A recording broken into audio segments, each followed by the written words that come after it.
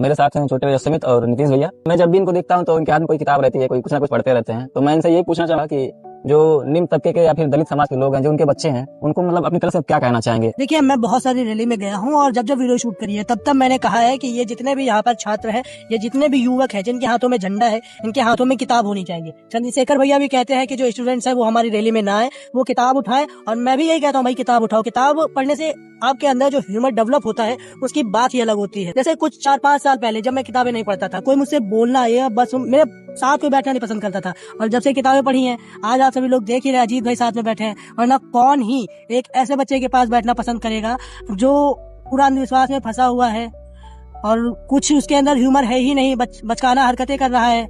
बाकी मैं तो कहता हूँ किताब पढ़ने से बहुत सारी चीजें डेवलप होती हैं। सबसे पहली बात, आपको सिविक सेंस की नॉलेज हो जाती है, आप थोड़ा सा मेच्योर गाय बन जाते हैं, आपको लोग हल्के में नहीं लेते हैं, आप जो बात करते हैं उसमें उस बात में गहराई होती है। वरना अगर आप ऐसे ही हैं जिन्होंने एक भी किताब नहीं पढ़ी है, वो उनके अंदर है कि हम समर्थन कर रहे हैं इस बात का, लेकिन वो बात कैसे कहें, उनके पास शब्द ही नहीं है। जैसे मैं कभी कभी बात करता हूँ तो मैंने कह दिया कि चे गुवेरा कहते हैं कि खेतों में विज्ञान होना चाहिए। ऐसे ही थोड़ा सा एग्जाम्पल देते चलिए तो बात आपकी बात थोड़ी भारी हो जाती है, आपको कोई हल्के में नहीं लेता है। तो मैं तो यही कहता हूँ कि हर एक बच्चे को किताबें पढ़नी चाहिए। किताबें एक इंसान को ऐसे बदलती है कि कुछ कहने को नहीं। जैसे मुझे बदला है, मेरी पुरानी कई वीडियोस हैं जिसमें मैं गाली दे रहा हूँ, और जब किताबें पढ़ी हैं तब गालियों से मैं थोड़ा बाहर आ गया। बस किताबें पढ़ी हैं, किताबों ने सुधारा है मुझको कि ये सब असभ्य होता है, इसकी कोई इज्जत नहीं है। अगर कोई तुमसे कर रहा है गाली गलौज में बात, फिर भी तुम उसे एक बार समझाओ कि यार क्यों कर रहे हो यार। तो एक बात और है मेरी कि जैसे अभी मैं देखता हूँ कि अपने गाँव की तरफ लोग जब भी कोई जयंती मनाते हैं तो उसमें लाखों रुपए खर्च कर देते हैं।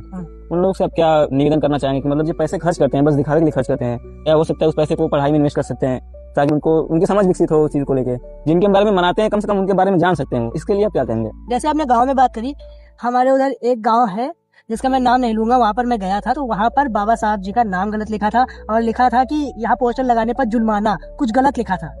वो लोग 14 अप्रैल को या फिर कोई जयंती होती है हमारे समाज के, जो महापुरुष है उनका बर्थडे हुआ या फिर उनका जो कुछ भी हुआ, वो जयंती मनाते हैं, बहुत रुपए खर्च करते हैं, बाहर से सिंगर्स बुलाते हैं जो कि कविताएं सुनाते हैं। मैं तो कहता हूँ आप सिंगर्स ना बुलाइए, एक लाइब्रेरी खुलवा दीजिए अपने गाँव में, जहाँ पर जिनका मन हो वो जाके पढ़े।